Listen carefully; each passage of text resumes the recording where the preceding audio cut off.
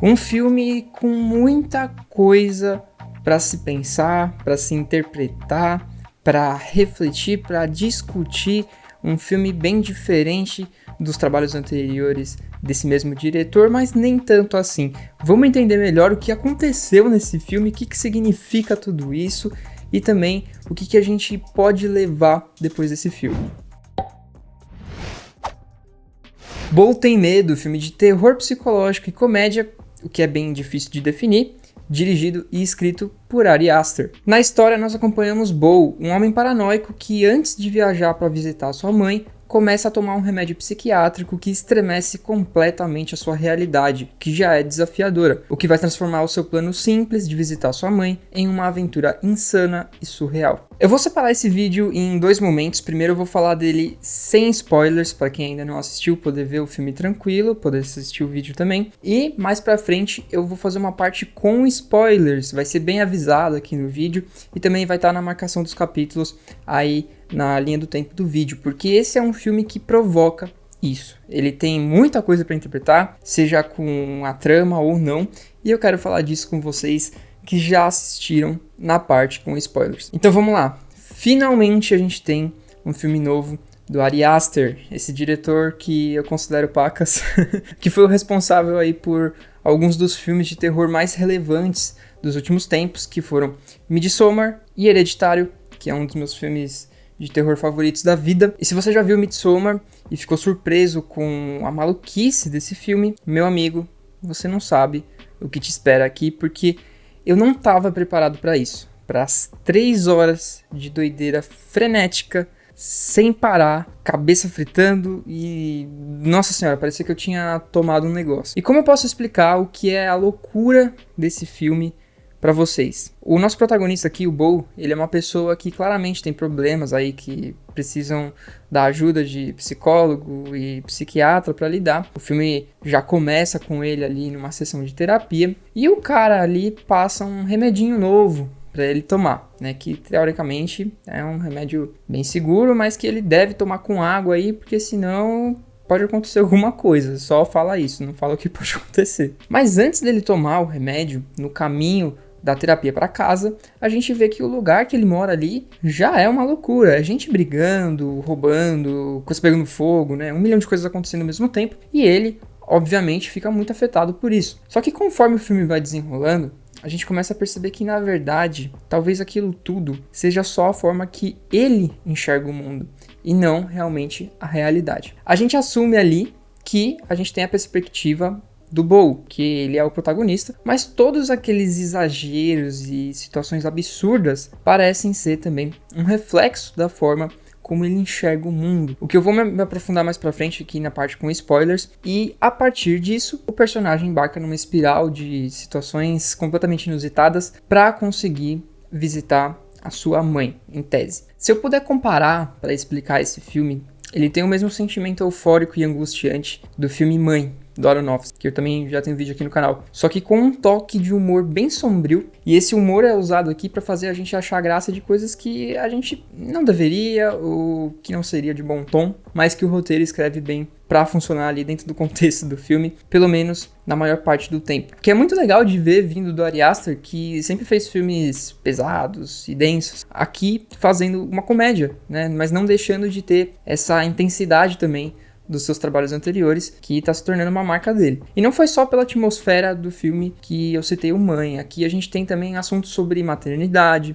os mommy issues, né, que são os problemas de criação aí, que envolvem o protagonista aqui, interpretado pelo Joaquin Phoenix, praticamente um coringa do multiverso do Ari Aster, que tomou um rumo bem diferente do colega. E esse filme não seria a mesma coisa sem o Joaquin Phoenix, que tem que interpretar aqui um personagem bem complexo, que tem várias facetas ali durante o filme, como a gente vai vendo, e que tem uma evolução bem complicada por conta do desenvolvimento completamente caótico que é o roteiro, no bom sentido, claro, que é cheio de momentos intensos, fantasiosos, sombrios e surreais. Isso me faz pensar no trabalho insano que deve ter dado para fazer esse filme. Com certeza foi o filme mais caro que o Ari Aster já deve ter feito, porque muita coisa que acontece aqui no filme é uma espécie de uma road trip, né, de filme de viagem, com terror paranoide. Então tudo que tá acontecendo ali tem aquele sentimento de é real ou é paranoia nossa? Ou é paranoia do personagem? E muito desse comportamento estranho que o personagem tem, inseguro, vai fazendo mais sentido conforme a trama vai se desdobrando e a gente vai entendendo o porquê de uma simples viagem para visitar a mãe ser algo tão infernal e difícil pro nosso protagonista. Dá pra sentir que tem muito do Ari Aster falando aqui. E isso, assim, não foi declaração dele em entrevista nem nada, até porque ele se recusa a dar qualquer explicação sobre o filme, eu entendo por quê, porque é um filme bem feito para você interpretar, né? Mas usar 3 horas de filme, mostrando situações e questionamentos tão particulares e até constrangedores, às vezes, do personagem, deixa muito com a sensação de que ele tá desabafando ali sobre questões dele, né? Até porque esse tema de relacionamento conturbado com a mãe não é uma novidade desse trabalho dele. Isso já foi feito antes lá em Hereditário. Inclusive, eu também tenho um vídeo bem legal aqui no canal sobre ele, vou deixar o link aí embaixo pra você ver em seguida. Mas se foi isso mesmo, então olha, haja raiva da mãe, viu? Porque o filme aqui é praticamente uma sessão de terapia aberta sobre esse personagem. O nome do filme é bem esclarecedor nesse sentido, né? O Bo é um cara que tem muitos medos e isso é escalonado aqui no filme para falar principalmente sobre como traumas de criação e tudo mais podem afetar a vida de alguém, o comportamento, como essa pessoa lida com o mundo. Se você for assistir pensando que é um filme de terror, eu sugiro que você mude um pouco a sua expectativa, porque ele tem sim elementos de terror, porque em muitos momentos ali vai pro surreal, assim, né? Existem também ameaças que, por mais que possam estar só na cabeça do protagonista, né? Como é a visão dele do mundo ali, da história, são perigos que existem ali, mas tá tudo realçado por conta dessa característica paranoide dele, né? Que caracteriza essa característica do terror também, da ameaça, do perigo. Mas esse filme aqui tá muito mais para um drama sombrio e surreal e que desenvolve esse assunto de forma muito criativa em diversas sequências que tem no filme. Ele é um filme longo, tá? Isso é bem importante de avisar. Ele tem 3 horas de duração e apesar disso eu não senti tanto assim essas 3 horas. Claro que é um filme longo e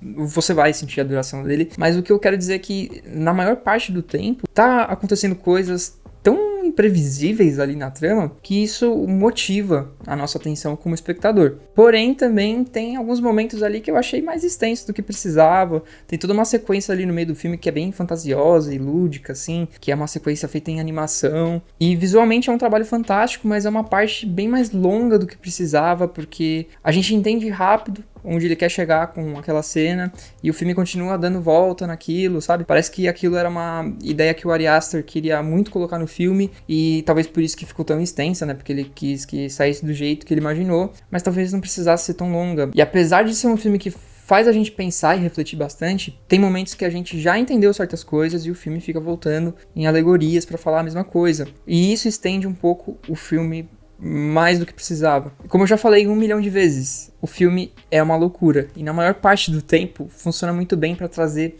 essas questões que o filme quer discutir. Mas também tem algumas coisas que ficaram muito além do absurdo aqui. Tem uma cena mais pro final do filme envolvendo um sótão e quem já tiver assistido vai saber exatamente do que eu tô falando. Eu entendo a intenção dessa cena, que se você for parar pra pensar, ela é até engraçada, né, do jeito que ela tá querendo dizer, além de ser absurda, mas foge bastante do que é o filme. Eu entendi o impacto e o que aquela cena queria dizer, mas talvez tinha formas diferentes de trazer isso, que não fugissem tanto do tom do filme. Ou, por exemplo, um personagem que tem ali no filme, que é um veterano de guerra, né, ele fica indo atrás do Bo, traz sequências bem filmes de ação, assim. Então todas essas coisas deixam com um sentimento bem ambíguo de, ok, é um filme de comédia também, mas passa um pouco no absurdo, fica até um pouco fora do tom do filme, mas é aquela coisa, é um filme de comédia, então faz parte também da comédia, né, o absurdo, o exagero ali, o inusitado. Você tem que ter bem claro na sua mente o tipo de filme que você vai ver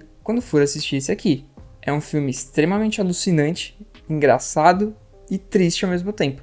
É bem longo e por isso às vezes é até redundante em alguns momentos, mas com certeza esse acúmulo de coisas que é o filme entregam algo que vai fazer você sair dele pensando muito sobre muitas coisas. Foi o que aconteceu comigo, mas principalmente sobre a sua criação com seus pais, talvez, ou quem quer que tenha te criado.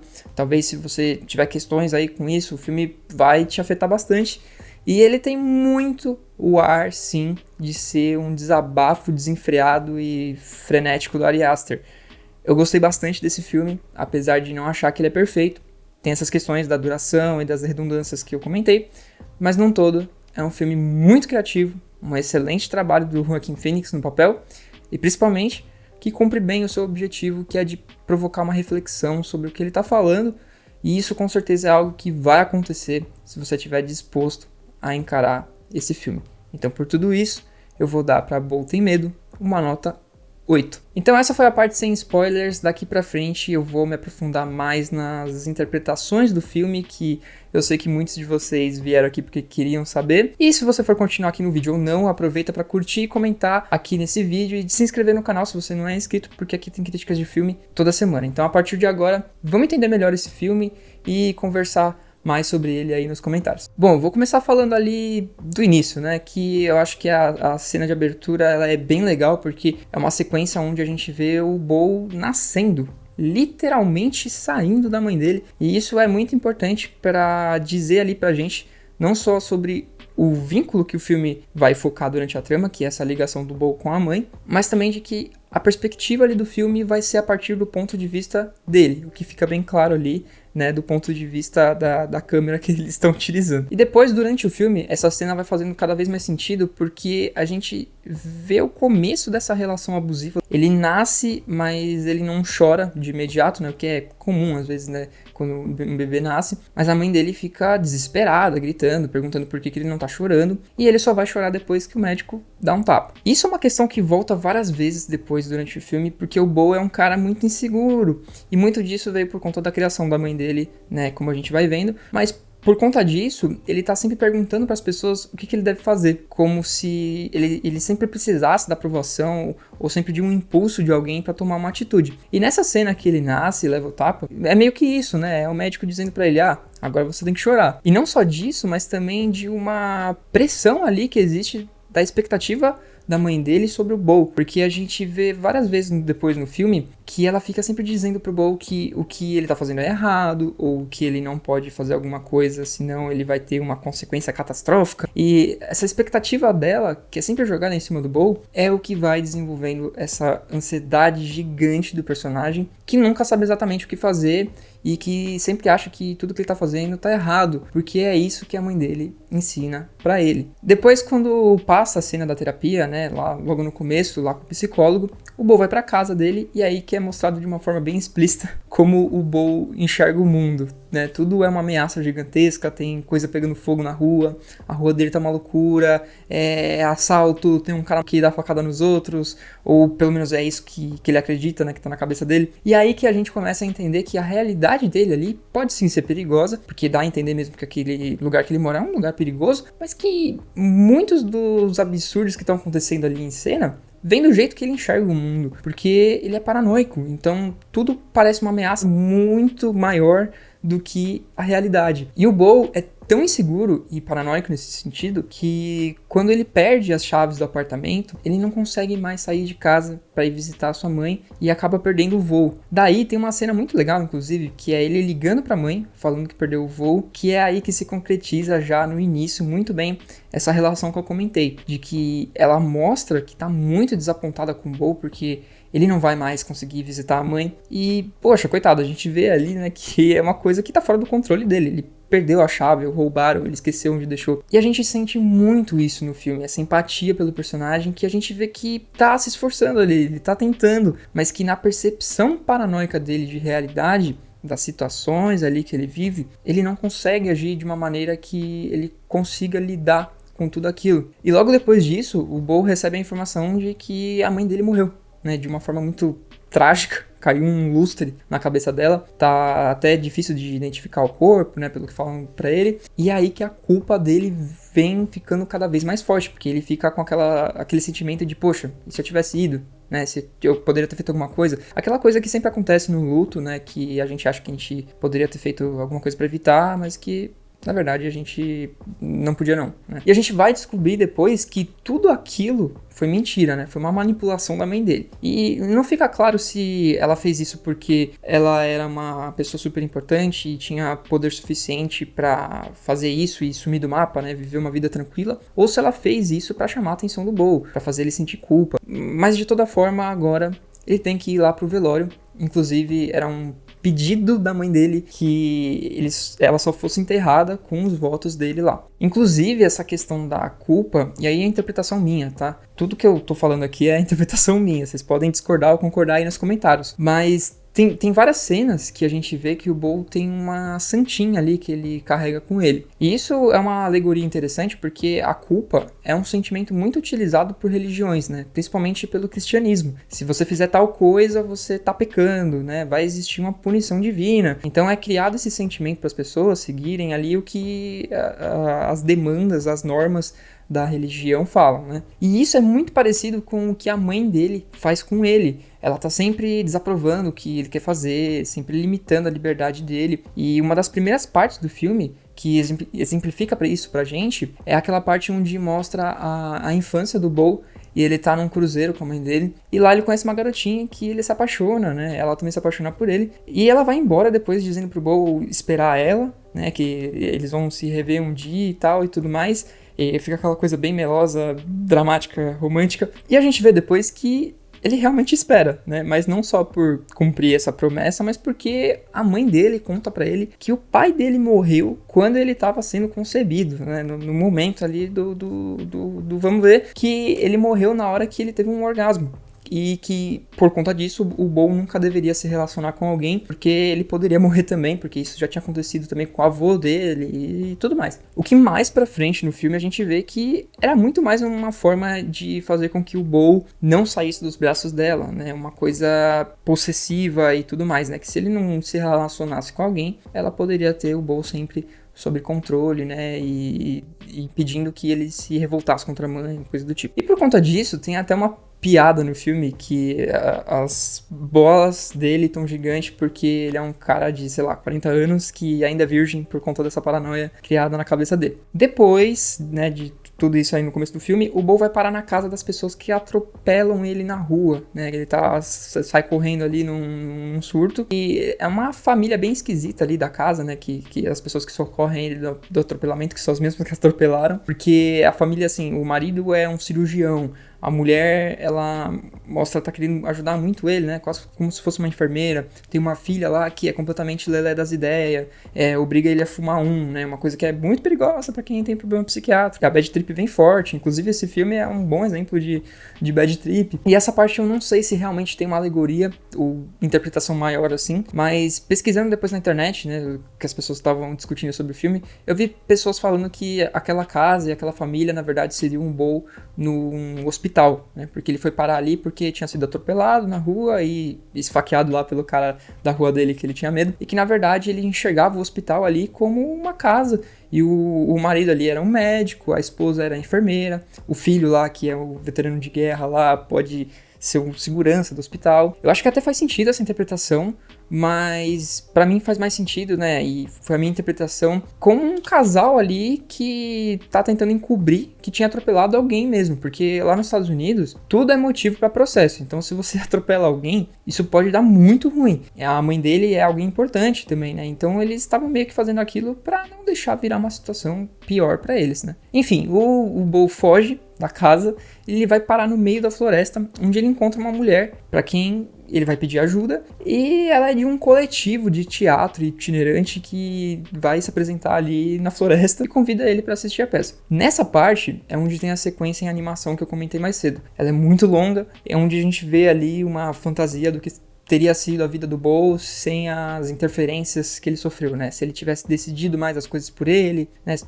tivesse tomado mais decisões, sem as interferências ali, sem os traumas da mãe dele. E o próprio Bo se enxerga ali, né? Ele acha que a peça tá falando dele, inclusive. Isso é uma coisa que se fala em psicologia, eu não entendo nada sobre isso, tá? É assim, eu sei bem por cima, mas se tiver algum especialista aí, alguém que estuda psicologia, um psicólogo, que quiser comentar que seria bem bacana, essa parte toda que é bem longa, é quebrada ali pelo veterano de guerra lá da casa, que tá atrás do Bo, né? E que chega atirando em todo mundo ali do teatro. Eu acho que isso é até uma alegoria pra esse surto do personagem, né? Aquela coisa paranoica de tem alguém atrás de mim, e ele foge lá do lugar, e fugindo do lugar, né, ele consegue uma carona e consegue finalmente chegar na casa da mãe dele pro suposto velório dela. Só que quando ele chega lá, como se já não bastasse a falta de sorte na história toda, o velório já acabou, porque ele demorou dias e dias pra chegar lá. E por coincidência ou não, quem aparece lá? A garotinha que ele conheceu no cruzeiro, aquela que ele prometeu esperar. Papo vem, papo vai, eles enfim vão pros finalmentes. E é aí que a coisa fica tensa, porque a gente lembra que a mãe dele falou que ele não pode fazer aquilo, senão ele vai morrer igual o pai dele, né? É uma cena bem tensa, porque a gente fica, caramba, se ele fizer isso ele vai morrer e tal, mas pô, né, o cara já tem 40 anos, então... E o que acontece? Ele não morre. Mas a mulher que tá com ele aparentemente morre. E nesse mesmo momento, a mãe dele aparece, ela tá viva, né? E aí cai a mentira toda, né? Ela conta que a morte dela foi forjada, que na verdade o corpo que tá ali no caixão era o da empregada. E começa todo um show de culpa em cima do Bo, né? Ela faz ele se sentir mal por não ter conseguido chegar a tempo no velório, por ter feito o que ele fez com a menina ali. Ele fala do sonho que ele sempre tem do sótão, né? Que ele sonha com ela deixando ele preso no sótão.